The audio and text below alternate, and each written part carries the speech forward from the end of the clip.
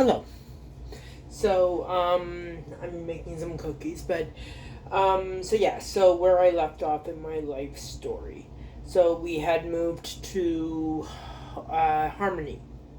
So we lived there for a little while. I don't remember a whole lot about that time. I was a kid, very young. I know we had a dog. And then at some point, for some reason, we decided to, or it was decided, that we would be moving to an apartment building. My guess is that it had something to do with my Aunt Jermaine or mom getting married. I know Aunt Jermaine got or she had a baby in 79, Brendan. So I'm guessing it was around that time.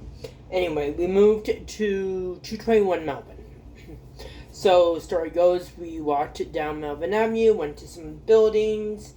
There was one building that they wouldn't allow because of they wouldn't allow children to be there, which now would be discriminatory, but back then that wasn't, and so they weren't going to allow them to move there because of children. So we moved into 221. So yeah.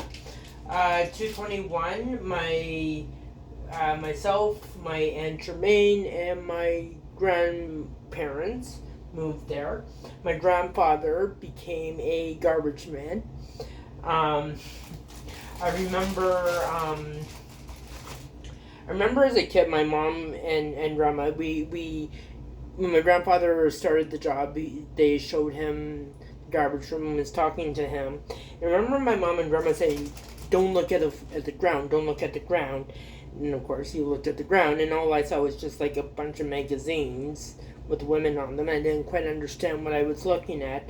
Turns out they were all porn magazines. I guess the gentleman who had that job before, the story goes, or there was a gentleman, I believe he was supposed to be on the 18th floor, who was probably a little bit of a sex addict. And so he would throw out pounds of porn magazines, every Sunday.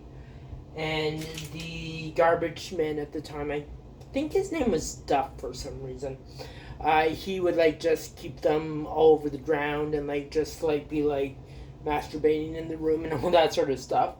So the superintendent at the time I somewhat remember, was like, okay, I don't want that happening here. And my grandfather was like, yeah, no problem.